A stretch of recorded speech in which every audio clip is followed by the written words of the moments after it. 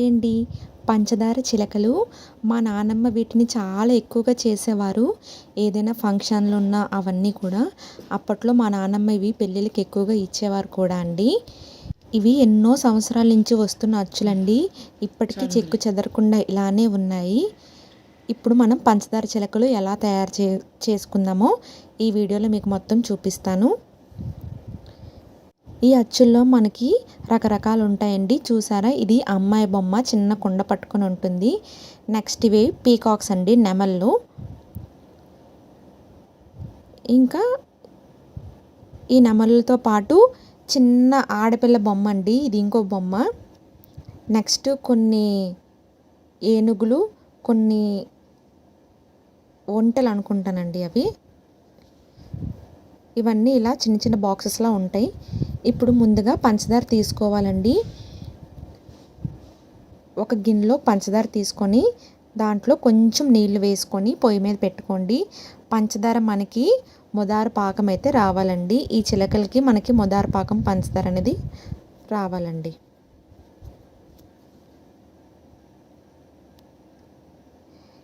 మనం పంచదార మరుగుతుండగా ఈలోగా ఈ అచ్చులన్నీ తీసుకొని బాగా శుభ్రం చేసుకోవాలండి. అచ్చులు అనేవి తడిగా ఉండాలండి, పొడిగా అయితే అసలు ఉండకూడదు. అచ్చులన్నీ ఇలా కడిగేసుకోవాలండి నీట్గా. ఇవి రెండు జోడీలా ఉంటాయండి. రెండు కలిపితే ఒక అచ్చు అనేది వస్తుంది. ఇప్పుడు పంచదార మనం మరిగిందో లేదో ఇంకొకసారి చూసుకోండి. ఈ పంచదార కలుపుకోవడానికి ఇలాంటి కర్ర ఒకటండి, ఇది కూడా పాతకాలపు కర్రే.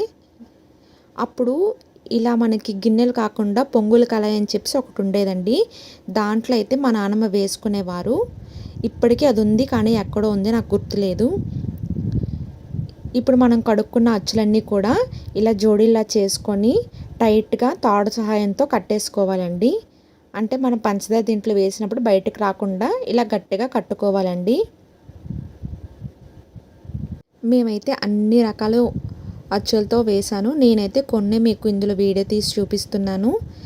ఇప్పుడు దీన్ని మనం టైట్గా కట్టేసుకోవాలండి. ఇందులో మెయిన్ మనకి అచ్చులు అనేవి తడిగా ఉండాలండి. ఇప్పుడు కట్టుకున్న అచ్చులన్నీ పక్కన పెట్టుకుంటున్నాను. ఒకటి నెమళ్ళు, ఇంకొకటి ఏనుగులు, ఇంకొకటి అమ్మాయి బొమ్మ అండి. ఇలా కట్టుకొని పక్కన పెట్టేసుకోవాలండి. ఈలోగా మీరు పంచదార రెడీ అయిందో లేదో ఒకసారి చూసుకోండి. పంచదార మనకి కరుగుతూ ఉంటుంది కదండి. ఇప్పుడు మీరు 2 చుక్కల వరకు ఆముదం అనేది వేసుకొని బాగా కలుపుకోవాలండి. దీంట్లో గుర్తుంచుకోవాల్సిన విషయం ఏమిటంటే ఆముదం అయితే వేసుకోవాలి. మేమైతే చాలా సంవత్సరాల నుంచి వేస్తూనే వస్తున్నాము.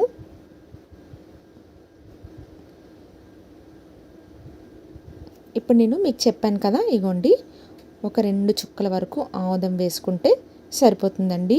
ఇప్పుడు దీంట్లోనే కొంచెం ఫుడ్ కలర్ అండి. పాతకాలంలో అయితే మేము సినాల రంగు వేసుకునే వాళ్ళం. ఇప్పటికీ అదే వేస్తాం. ప్రస్తుతం నా దగ్గర లేదు కాబట్టి ఇలా నేను ఫుడ్ కలర్ అనేది వేసుకున్నాను. ఇందులో చాలా రంగులు దొరుకుతాయండి, మీ ఇష్టం. మేమైతే ఎక్కువగా పింక్ కలర్ అనేది ఈ చిలకలకి వేస్తామండి. ఇప్పుడు ఇలా మరుగుతున్నప్పుడే వేడివేడిగా దీన్ని తీసుకొని వచ్చి ఈ అచ్చుల్లోని కన్నాలు ఉంటాయండి, వాటిల్లో వేసేసుకోవాలండి. చూసారా, ఇలా వేసుకొని ఒక 10 నుంచి 15 నిమిషాల వరకు అలానే వదిలేయాలండి. మీరు దీంట్లో వేసుకున్నప్పుడే మీకు చిన్న చిన్న బబుల్స్గా ఫామ్ అవుతాయండి. సగం వేస్తే చాలు, ఫుల్గా బబుల్స్ అనేవి ఫామ్ అయిపోయి మనకి పై వరకు వచ్చేస్తాయండి.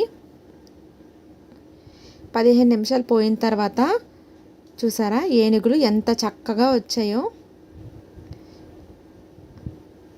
చల్లారిన తర్వాత మనం ఇలా ప్లేట్లోకి తీసేసుకోవడమేనండి.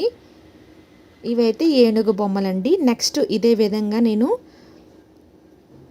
నెమలకు కూడా వేసుకొని చూపిస్తున్నానండి. వీటికి వేసుకునే ముందు ఈ అచ్చులు అనేవి మీరు తడుపుకోవాలండి. తడుపుకుంటేనే మీకు ఇలా పొంగులా వచ్చి చిలకలు అనేవి బాగా వస్తాయండి. చూసారా, నేను ఇప్పుడు వేసాను కదా, వెంటనే చిన్న చిన్న బబుల్స్ అనేవి బయటకు వస్తుంటాయి, మీరు గమనించండి. చూసారా, ఇగోండి ఇలా బబుల్స్ అనేవి వస్తూ ఉంటాయి. ఒక 15 నిమిషాల వరకు వీటిని ఇలానే వదిలేయండి. వదిలేసి కట్టులిపేసి చూస్తే మనకి చిలకలు అనేవి చక్కగా వచ్చేస్తాయండి. ఈ అచ్చులైతే ఎక్కడ దొరుకుతాయంటే నాకైతే తెలియదండి. ఇవైతే చాలా సంవత్సరాలు మా నానమ్మ వాళ్ళ అత్తగారి నుంచి వస్తున్నదండి ఈ సాంప్రదాయం మాకు.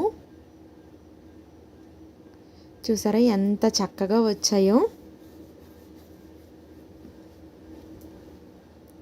15 నిమిషాలు పోయిన తర్వాత మనం ఈ చిలకలు అనేవి తీసేసుకొని ప్లేట్లో పెట్టేసుకోవడమే. వీటి టేస్ట్ కూడా చాలా బాగుంటుందండి. మీకు ఏ కలర్ ఇష్టమైతే ఆ కలర్ మీరు పంచదారలో మిక్స్ చేసుకొని ఇలా అచ్చుల్లో వేసుకోవచ్చండి. మేమైతే పాతకాలంలో ఈ చిలకలు, ఇంకా నెమళ్ళు, ఏనుగులు, ఇంకా గోపురం ఇవన్నీ పురిలు ఉండేవి కదండి. ఆ ముంతల మీద అనేవి మేము ఇలా పేర్చుకునే వాళ్ళం. గోడ చుట్టూ భలే అందంగా ఉండేవండి.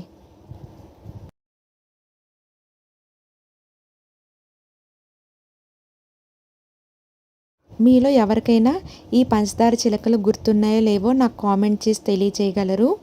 థ్యాంక్ యూ ఫర్ వాచింగ్ అండి.